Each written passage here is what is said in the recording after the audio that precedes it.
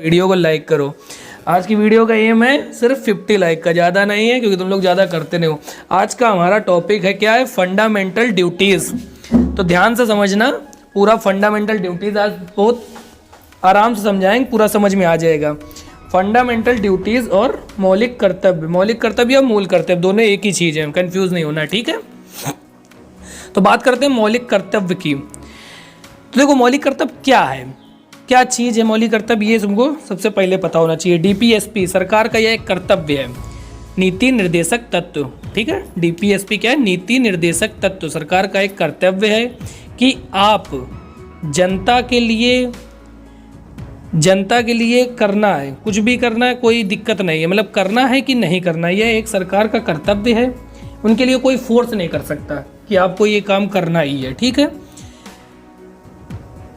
ये मौलिक कर्तव्य सबसे पहले किसने बनाया गया था? अपने संविधान में मौलिक कर्तव्य नहीं था, तो सबसे पहले किसने बनाया? जापान में। मौलिक कर्तव्य जापान में। इंडिया में ये रूस से लिया गया था, अपने संविधान में ये रूस से लिया गया था। तो कहाँ से लिया गया था अपना? रूस से। जैसे क्वेश्चन आता है कि संविधान को कहाँ से जोड़ा गया, तो रूस से जोड़ा गया, ठीक है। कब? 1976 में। कब? 1976 में। ओके, कंफ्यूज नहीं होना, यहाँ तक समझ में आ गया तो छोटी चीज़ सबको पता होगी। अब किस समिति के अंतर्गत, मतलब किस समिति के अंतर्गत इसको जोड़ा गया था? तो किस समिति के अंतर्गत जोड़ा गया था? सरदार स्वर्ण सिंह समिति। तो जोड़ा गया था सरदार स्वर्ण सिंह समिति में, इसको जोड़ा गया था। लागू कब किया गया था? क्योंकि देखो मूल कर्तव्य जो थे इनको कोई फॉलो नहीं कर रहा था, कोई मान नहीं रहा था, इसलिए बर्मा समिति के द्वारा इसको लागू किया गया था। क्या किया गया था? इसको लागू किया गया था। इसके बाद संविधान जब बना तब इसमें एक भी मौलिक कर्तव्य नहीं थे। इसके बाद 42 में 1976, अभी बताया 1976 में 42वें संशोधन में क्या किया गया? 42वें संशोधन में अपने 10 ऐड कर दिए गए, ठीक है।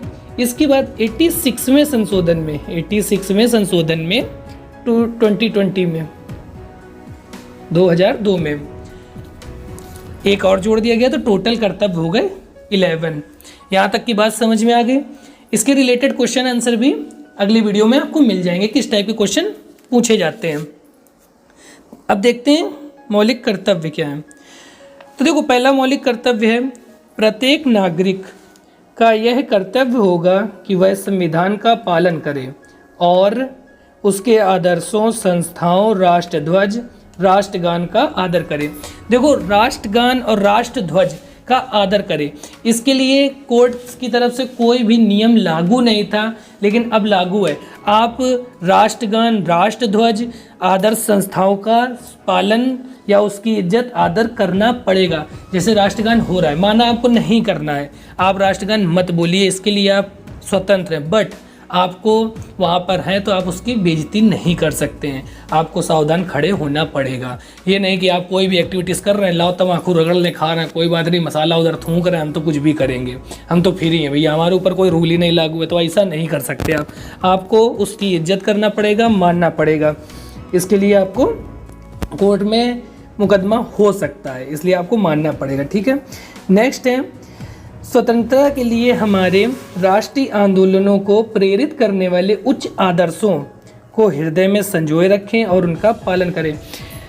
देखो इसका मतलब समझो, लिखा है स्वतंत्रता के लिए हमारे राष्ट्रीय आंदोलन को प्रेरित करने वाले उच्च आदर्श। तो राष्ट्रीय आंदोलन को प्रेरित करने वाले उच्च आदर्श कौन से? जैसे उनका था भगत सिंह, इनकलाब जिंदाबाद, सुभाष चंद्र बोस, तो मुझे खून दो मैं तुम्हें आज़ादी दूंगा। तो इस टाइप के जो आदर्श थे इनको आप अपने हृदय में संजोए रखें, मतलब इनकी इज्जत करें, दिल से रिस्पेक्ट करें और इसका पालन करें। इसके लिए आप फ्रीडम है, नहीं करना मत करिए, लेकिन इसके लिए आप फ्रीडम है, ठीक है। नेक्स्ट है, भारत की प्रभुत्ता, एकता और अखंडता की रक्षा करें और उनसे अक्षुण्ण रखें। देखो देश की भाईचारा का व्यवस्था बनाए रखना है, भाईचारा बनाए रखना है, तो इसका यही मतलब है, देश की रक्षा करें। देखो देश की रक्षा करें, तो रक्षा करने का यही मतलब नहीं है कि अब पाकिस्तान पर लड़ाई चल गई, चलो हम भी जा रहे हैं वहाँ पे रक्षा करने, तो आप नहीं जा सकते हैं। क्योंकि आपको बंदूक चलाने का आदेश नहीं है। तो इसका मतलब ये नहीं, अब देखो अभी कोरोना काल में डॉक्टर थे, रक्षा कर रहे थे ना, तो किसी की मदद करके अब अच्छा सा पढ़ लो, गाँव में जाके जो बच्चे नहीं पढ़ सकते उनको पढ़ा दो, देश का ही सम्मान है, देश का ही भलाई हो रही है, देश आगे बढ़ेगा, यही देश की रक्षा है। तो आप किसी भी फील्ड में रह के देश के लिए कुछ भी कर सकते हैं, बस वो डिपेंड आप पे करता है कि आप किस तरह से करना चाहते हैं और उस देश के लिए कितना ज़रूरी है। नेक्स्ट है हमारा, भारत के सभी लोगों में समरसता और सम्मान भावता की भावना का निर्माण करें। देखो जैसे जातिवाद, ये वो ऐसा है, वो नीचा है, वो ऊंचा है, ये कास्ट वो कास्ट, ये सब नहीं करना है। भारत देश में सभी को एक समान दृष्टि से, एक नज़र से सबको एक जैसा रखना है, इसकी भावना का निर्माण करना है। ठीक है, नेक्स्ट हमारा टॉपिक है, हमारी सामाजिक संस्कृति और गौरवशाली परंपरा का महत्व समझें और उसका परीक्षण करें। देखिए कितने लोग आए, कितने चले गए, बाबर आए, अकबर आए, भी आए, मोहम्मद गोरी आए, सब लोग चले गए, लेकिन अपनी भारतीय संस्कृति को कोई नहीं मिटा पाया है। और भारतीय संस्कृति को समझें और उसकी इज्जत करें। ठीक है, नेक्स्ट है, प्राकृतिक पर्यावरण की रक्षा करें और उसका संवर्धन करें। देखो पर्यावरण का रक्षा करें और उसका संवर्धन करें। पर्यावरण के संरक्षण के लिए एक विभाग चलाया गया, तो वन विभाग, वन संरक्षण। यहाँ पे आप पेड़ नहीं काट सकते हो, किसी पेड़ को नहीं काट सकते हो, किसी पशु पक्षी को नहीं मार सकते हो, इसके लिए आपको बंद कर दिया जाएगा, आप पर कार्रवाई की जा सकती है।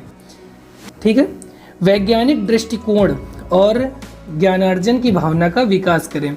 हाँ, नई तकनीकी और ज्ञान का विकास करें। इसके बाद सार्वजनिक संपत्ति को सुरक्षित रखें। तो सार्वजनिक संपत्ति को सुरक्षित रखें, जैसे अब रेलगाड़ी में गए, ट्रेन में कुछ भी तोड़ दो, कुछ भी फोड़ दो, अरे हमारी कौन सा है, तो नहीं, ये सरकार की है, पर इसमें आपका भी कर्तव्य है कि इसको सुरक्षित रखें, रोड को ना तोड़ें। और भी कई चीज़ें हैं, जैसे यातायात, सड़क यातायात के नियम, बस ये सब को कोई चीज़ के नुकसान नहीं पहुंचाना है। नेक्स्ट है, व्यक्तिगत और सामूहिक गतिविधियों के सभी क्षेत्रों में उत्कर्ष की ओर आगे बढ़ने का सतत प्रयास करें। किसी भी फील्ड में है, गेम में है, देश की रक्षा में है, आपको पूरा कोशिश करके आपको उत्कर्ष श्रेणी में आगे बढ़ने के प्रयास करना है, देश को आगे बढ़ाना है।